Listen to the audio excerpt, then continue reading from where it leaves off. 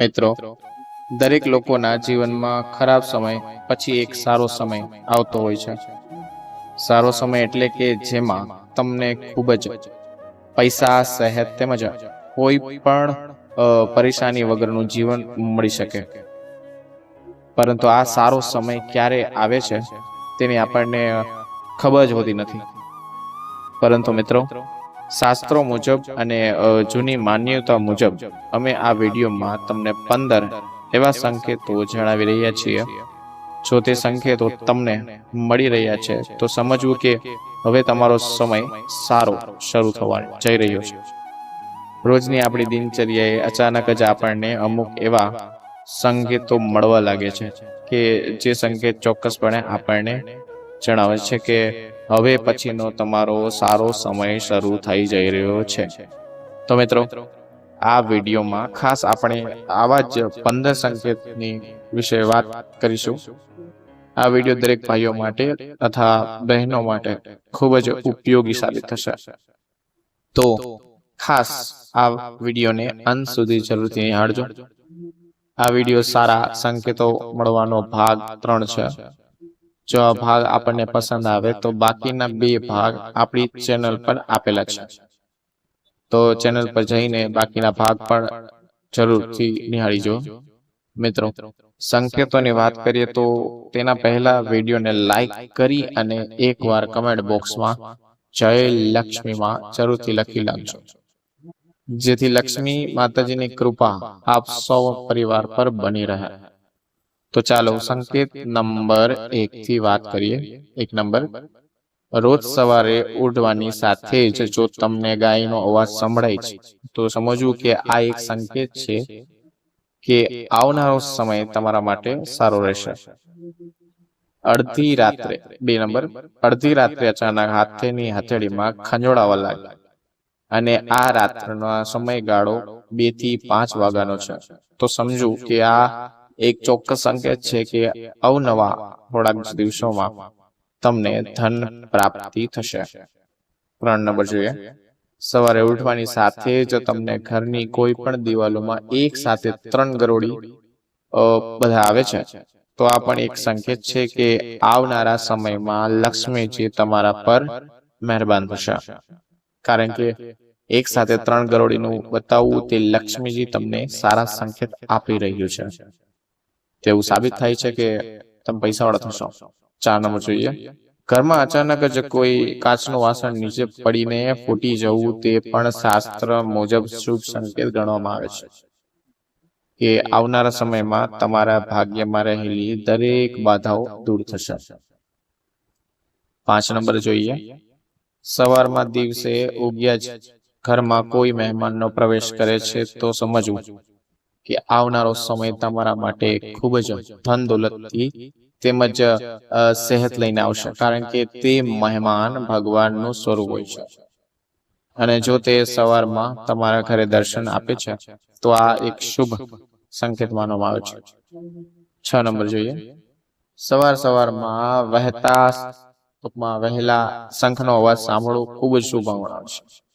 જો આપ સવારમાં વહેલા ઉઠીને આજુબાજુમાંથી આવતો શંખનો અવાજ સાંભળો છો તો આવનારા સમયમાં તમારા ભાગ્યમાં આવતી દરેક પ્રકારની અડચણ દૂર થશે તેમજ ટૂંક સમયમાં તમને ધન પ્રાપ્તિ થશે. 7 નંબર જોઈએ. નોકરી ધંધાએ જતી વખતે કોઈ પણ જગ્યાએ તમને વાનર જોવા મળે તો તે પણ એ શુભ સંકેત માનવામાં આવે છે. શાસ્ત્રો મુજબ રસ્તામાં વાનર જોવા મળવું તેને ખૂબ જ શુભ માનવામાં આવે છે. વાનર છે તે હનુમાનજીનો અવતાર માનવામાં આવે છે.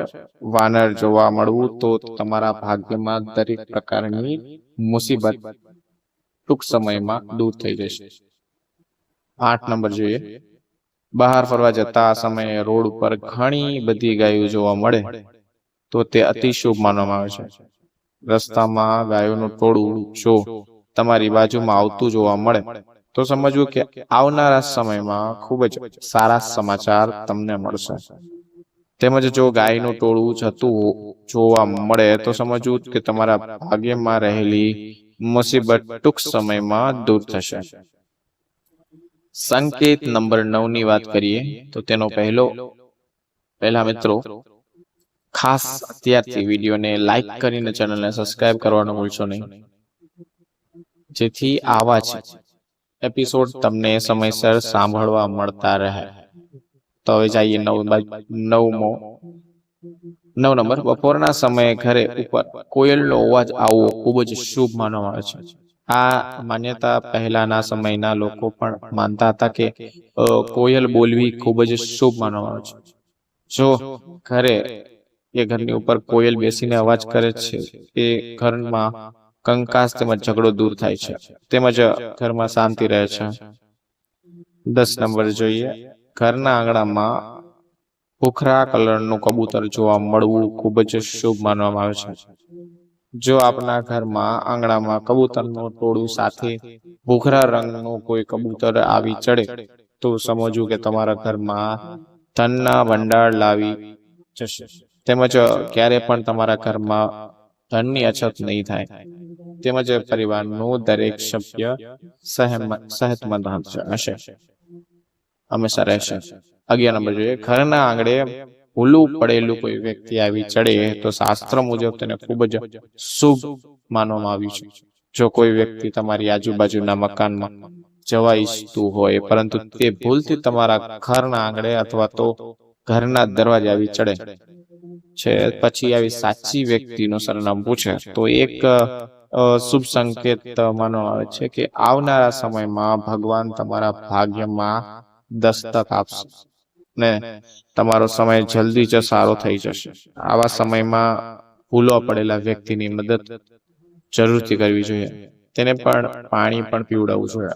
12 નંબર તરફ જઈએ.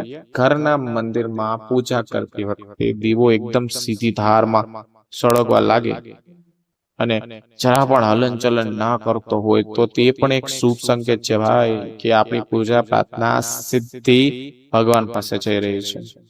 13 નંબર જોઈએ. પૂજા કરતી વખતે જો અચાનક જ તમને આજુબાજુમાંથી ભજન સંભળાવા લાગે અથવા તો નજીકના કોઈ પણ મોટા મંદિરમાં ઝાલરો સંભળાવા લાગે તો સમજવું કે તમારી પ્રાર્થના ભગવાન સાંભળી રહ્યા છે. આવા સંજોગોમાં સાચા મનથી ભગવાનની પ્રાર્થના કરવી જોઈએ. 14 નંબર જોઈએ. ઘરમાં રહેલી મંદિરની સાફ સફાઈ કરતી વેળાએ જો તમને છૂટા પૈસા મળી આવે તો સમજવું કે એક શુભ સંકેત છે કે ટૂંક સમયમાં લક્ષ્મીમાં તમારા ઉપર મહેરબાન થશે.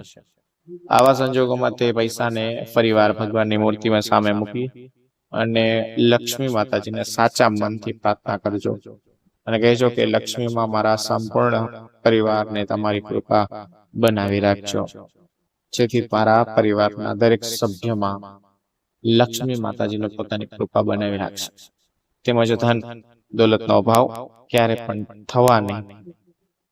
હવે આપણે 15 નંબર બાજુ જઈએ. રોજ ગાયને તેમજ કૂતરાને રોટલી ખવડાવવાથી હંમેશા તમારા પરિવાર પર ભગવાનની કૃપા બની રહે છે, તેમજ તમારા પરિવારમાં આવનારી દરેક પ્રકારની સંકટો દૂર રહે છે. તો મિત્રો, ખાસ ગાયને તેમજ કૂતરાને રોટલી ખવડાવવાનું ભૂલશો નહીં. અને આ મૂંગા પ્રાણીઓમાં રહેલી શક્તિ સીધી ભગવાન સાથે જોડાયેલી રહે છે. તેના પેટમાં તમારી આપેલી રોટલી સંતોષ થશે તો તેની દુઆ સીધી જ તમારા ભાગ્યના લખાઈ જશે. તો મિત્રો, જો આ માહિતી આપને પસંદ આવી હોય તો વિડીયોને લાઈક કરીને એકવાર કમેન્ટ બોક્સમાં સાચા મનથી જય લક્ષ્મીમાં લખવાનું ભૂલશો નહીં, ખાસ જેથી લક્ષ્મી માતાજીની કૃપા જે વિડીયો જોવે છે તેના પર હંમેશા બની રહે. અને મિત્રો, આ જ પ્રકારના બાકીના વિડીયો પણ આપણી ચેનલ પર આપેલા છે, તો એકવાર આપણી ચેનલ પર જઈને બાકીના વિડીયો પણ જરૂરથી નિહાળજો. સાથે જ મિત્રો, આપણી આ ચેનલને સબસ્ક્રાઇબ કરવાનું ભૂલશો નહીં, જેથી આવા જ નવા એપિસોડ તમને સમયસર સાંભળવા મળે. ફરી મળીશું મિત્રો કોઈ નવા એપિસોડ સાથે. ખૂબ ખૂબ ધન્યવાદ. જય ગાત્રાળમાં, જય શ્રી કૃષ્ણ, હર હર મહાદેવ.